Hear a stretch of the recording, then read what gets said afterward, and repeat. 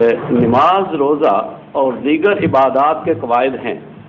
حضور ہماری رہنمائی فرماویں کہ دعا کے بھی اس طرح کچھ معین قواعد ہیں جنہیں ملحوظ رکھنا ضروری ہے، یا اگر دعا کرنے والے کے ذہن میں ان قواعد کا خیال نہ رہے تو بھی دعا دل سے نکلے تو کتنی مؤثر ہو سکتی ہے۔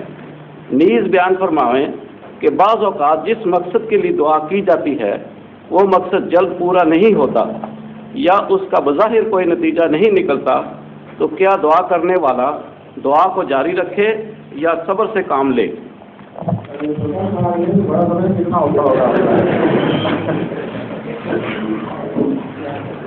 یہ بہت چھوٹا کہتے ہیں سوال تھا۔ دعا کے قواعد اگر جس طرح آپ بنوانا چاہتے ہیں اگر بن جائیں تو زندگی جیون ہو جائے، زندہ رہنا مشکل ہو جائے، کیونکہ رسول اکرم صلی اللہ علیہ وسلم تو ہر حال میں دعا سکھائی ہوئی ہے۔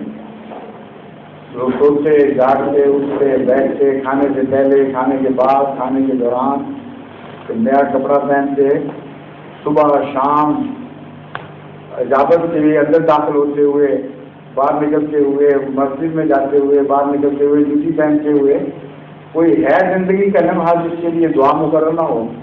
تو اگر ساتھ قوانین بھی ہوتے، یہ قوانین ہیں تو اس کے بغیر دعا نہیں ہوئی تو انسان کو مارا جاتا۔ سمجھیں کہ نہیں آپ؟ اب وہ سوچی کس طرح یہ دعا کے قوانین سے متعلق؟ دعا تو خدا اور بندے کے درمیان ایک تعلق ہے جو آقا اور غلام کے درمیان ہوتا ہے، اور اس کا دل کی صدا سے تعلق ہے جو ضروری نہیں کہ لفظوں میں بھی ڈلے۔ بہت سی دعائیں ہیں جو بعض انبیاء اشارتاً مانگ لیتے ہیں، باقی خدا پہ چھوڑ دیتے ہیں کہ بغیر مانگے آپ ہی کر دیتا ہے۔ دعا کا تو اتنا وسیع مضمون ہے کہ زندگی کے ہر لمحے پہ حاوی ہے، اور اس کی کتنے اتنی بے شمار ہیں ان کے بارے میں قوانین بن ہی نہیں سکتے۔ حضرت موسیٰ علیہ السلام نے کیا دعا کی تھی؟ رب انی لما انزلت الی من خیر فقیر، کہ اللہ میں تو فقیر ہوں، میں نے بھی منہ سے ماننا کچھ، جو جھولی میں پڑتا ہے خراج ڈال دو۔ کیسا عجیب ہے یہ دعا کرنا۔ فقیر بھی یہی کیے گا، یہ نہیں بات ضروری نہیں سب فقیر کہیں کہ پیسہ ہی دو یا نہ دو۔ جو سمجھدار فقیر کہتے ہیں سوال ہے جو ڈال دو جھولی میں۔ تو خیرات میں کوئی آٹا لے آتی ہے اور کوئی بچا ہوا ٹکڑا روٹی لے آتی ہے، کوئی سالن بچا ہوا لے آتی ہے، تو پیسے لے لیتی ہے۔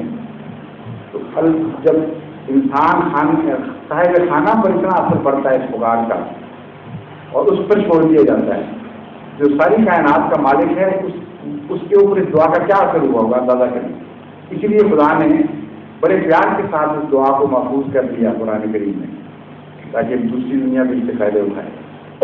اللہ پہ چھوڑ دیا، میں کیا بتاؤں گا مجھے کیا چاہیے، تو میرا حال جانتا ہے، دیکھ رہا ہے میں کس حال میں، جو تیری اختیار میں ہے، تیرے ہاتھ میں ہے، جو میری مناسب سمجھتے ہیں میری جھولی میں ڈال۔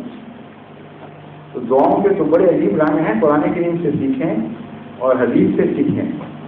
تو قانون ایک ہی ہے اس کا کہ دل سے کی سچائی سے دعا دیجیے، بطور کوئی قانون نہیں۔ جو دل کی سچائی سے نکلتی ہے اور جس میں اضطراب پایا جاتا ہے وہ دعا ہے، اور جو رسمن ہوٹوں سے نکلتی ہے یا خالی ہاتھ اٹھا کے یوں کر دیتے ہیں لوگ، وہ کچھ چیز نہیں ہے، اس کی کوئی حقیقت نہیں ہے خدا کی۔ کبھی عجیب الدعوت دعائے اذا دعان ہے، عجیب المستر یہ بھی ہے الفاظ کہ میں مستر کی بات کو قبول کرتا ہوں، اس کی دعا کو مانتا ہوں۔ کیا ہے؟ عجیب نہیں، ہمیں عجیب المستر، وہ کون ہے جو بے قرار کی دعا کو سنتا ہے؟ اللہ تعالیٰ بے قرار کی دعا کو اتنی اہمیت دیتا ہے، اور دعا کا بے قراری سے اتنا گہرا تعلق ہے کہ قرآن کریم سے پتہ چلتا ہے کہ مشرک جو ساری وہ شرک کرتے ہوئے جاتی ہے، اور جو دعا مانگتے وقت خدا کو بلا لیتے ہیں ایک دفعہ مصیبت میں پھنس کر، اللہ ان کی بھی سن لیتا ہے اقرار کی وجہ سے، اور یہ جانتا ہے کہ جب واپس کے بچ کے نکلیں گے تو پھر دوبارہ وہی حرکتیں شروع کر دیں گے۔ یہ قرآن کریم نے کھول کر مضمون بیان کیا ہے کہ سمندر میں بعض دفعہ لوگ جا رہے ہوتے ہیں، اچھی ہوائیں چل رہی ہیں کشتی میں، اچانک موسم بدلا، طوفان بپا ہو گیا، اس وقت بعض دعا کرتے ہیں خدا ہم تجھے پکارتے ہیں خالص کر کے ہمیں بچا دیں. اللہ بچا تو لیتا ہے لیکن جانتا ہے کہ جب یہ خشکی پہ پہنچیں گے پھر وہی باتیں شروع کرنا. تو اضطرار کا مضمون ہے، جتنا زیادہ بے چینی کا معیار اونچا ہوتا چلا جائے گا. اللہ تعالیٰ کی رحمت اتنا کری. ظہور